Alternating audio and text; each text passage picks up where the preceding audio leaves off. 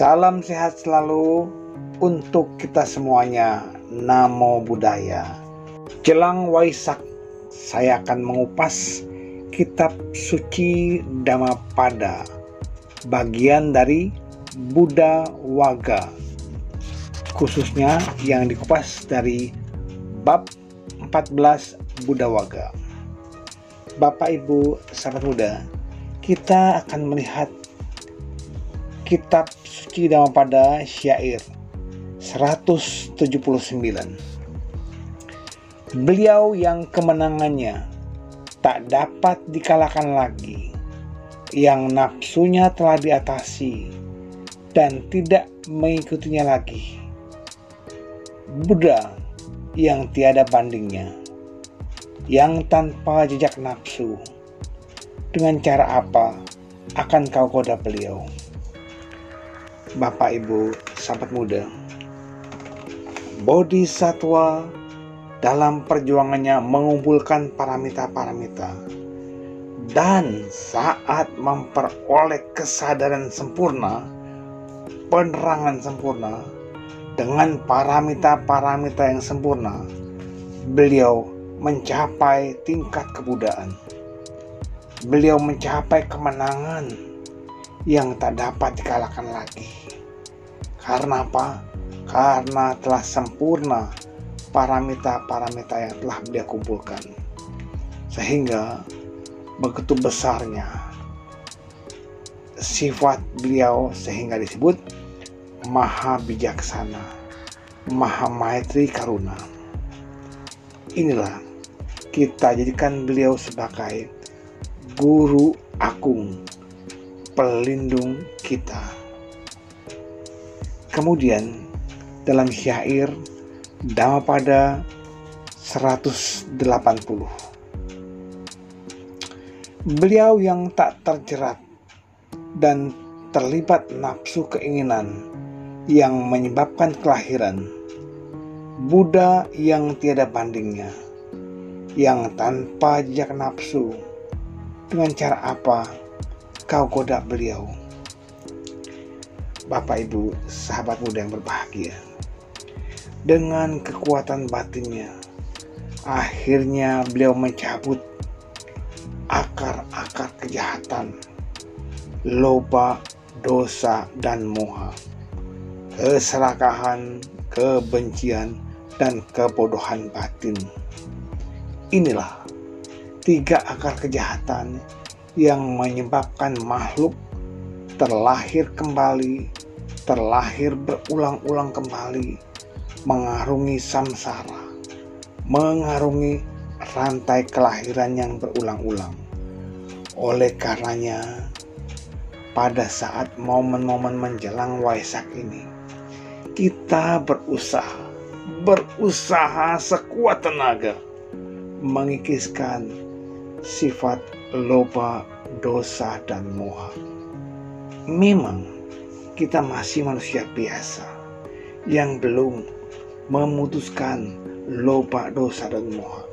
Tetapi minimal setelah mengenal ajaran Buddha, kita perlahan-lahan mengikis keserakahan, mengurangi keserakahan, melaksanakan perbuatan yang mengurangi sifat-sifat serakah dengan berdana, beramal, membantu orang lain.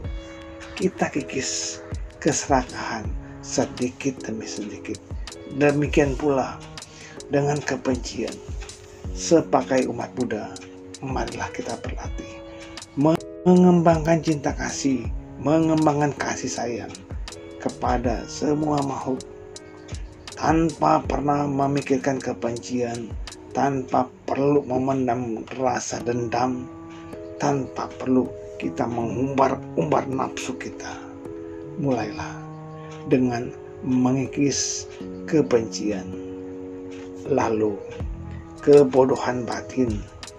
Kita sekuat tenaga berusaha dalam kelahiran sekarang, mumpung masih punya badan manusia. Semoga batin kita pun manusia.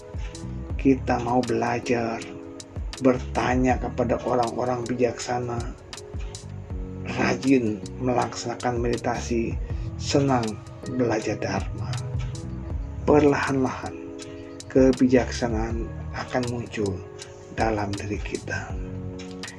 Bapak Ibu sahabat muda yang berbahagia, coba kita buka Dhammapada syair 181. Orang bijaksana yang tekun bersamadi, yang bergembira dalam kedamaian pelepasan, yang memiliki kesadaran sejati dan telah mencapai penerangan sempurna, akan dicintai oleh para dewa. Oleh karenanya Bapak Ibu sobat muda, mulailah kita melatih mengembangkan meditasi samadhi, pengembangan batin perlahan-lahan. Memang awal pertama kali kita melaksanakan meditasi, pikiran begitu liar. Jangankan pikiran, kaki kita terasanya kesemutan kencang sekali. Tetapi karena kita latih pelan-pelan, tahu cara duduk yang bagus, cara berdiri yang nyaman, cara berbaring yang nyaman, akhirnya kita melatih dalam 4 posisi: duduk, berdiri, berjalan, dan berbaring. Inilah kita latih pelan-pelan samadhi dengan objek yang cocok dengan kita. Setiap orang punya karakter, setiap orang punya watak. Oleh karenanya objek-objeknya pun berbeda. Ayo kita cari objek yang cocok dengan kita. Bapak Ibu sahabat muda, dalam kitab suci Dhammapada syair 182 dikatakan demikian: sungguh sulit untuk dapat dilahirkan sebagai manusia, sungguh sulit kehidupan manusia, sungguh sulit untuk dapat mendengarkan ajaran benar. Begitu pula sungguh sulit munculnya seorang Buddha. 4 macam kesulitan inilah yang memang kita perlu sadari. Ketika kita sulit mendapatkan uang, sulit mencari makan, sulit memperoleh hasil yang optimal, ya itulah bagian dari sulit yang 4 tadi, namun belum seberapa. Ketika kita sekarang sudah terlahir sebagai manusia, kita bersyukur, kita manfaatkan kelahiran sebagai manusia. Karena apa? Karena sangat sulit untuk dapat terlahir sebagai manusia. Sekian banyak makhluk di alam semesta, manusia hanya sedikit. Oleh karenanya, manfaatkanlah ketika kita sudah terlahir sebagai manusia. Lalu telah dikatakan sulitnya kehidupan manusia.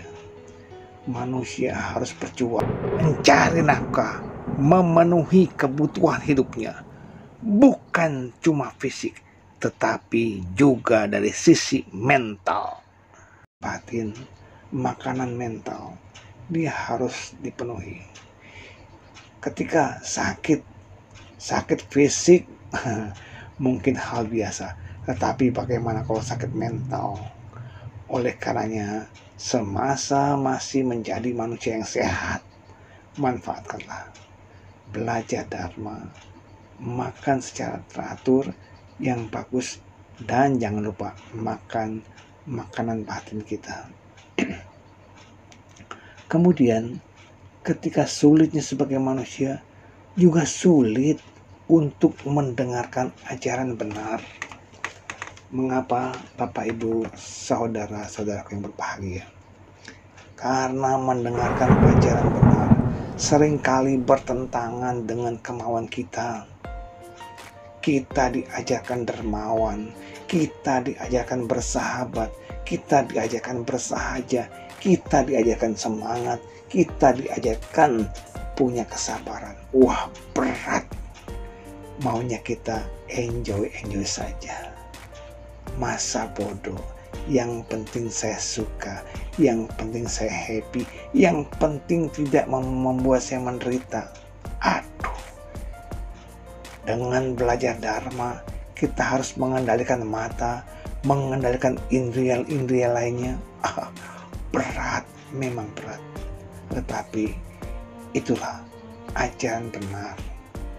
Kita belajar melihat bahwa hidup dan kehidupan adalah tidak kekal adanya.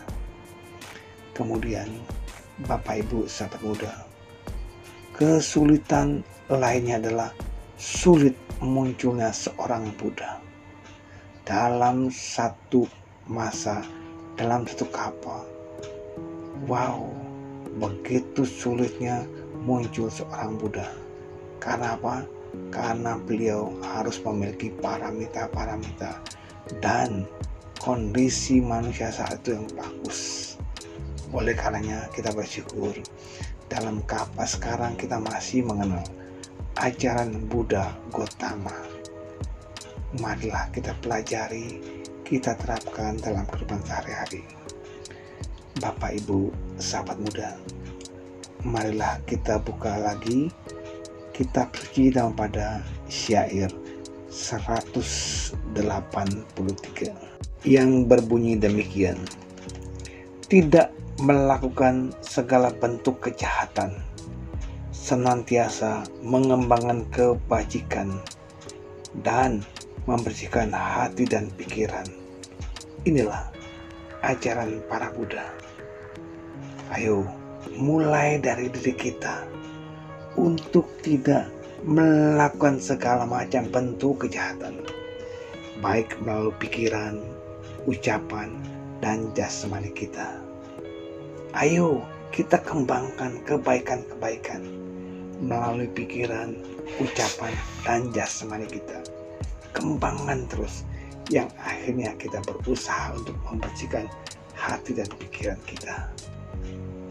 Yang pasti perlahan-lahan tapi pasti kita akan mencapai tingkat-tingkat kesucian, tentu dengan perjuangan melaksanakan apa yang diajarkan Buddha dalam jalan mulia berruas 8.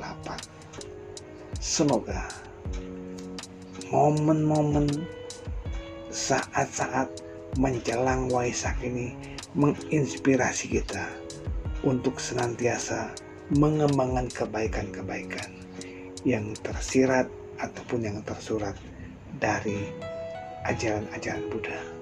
Semoga kita mampu memberikan kebahagiaan untuk diri sendiri dan makhluk lain. Terima kasih. Salam sehat selalu. Namo Buddhaya.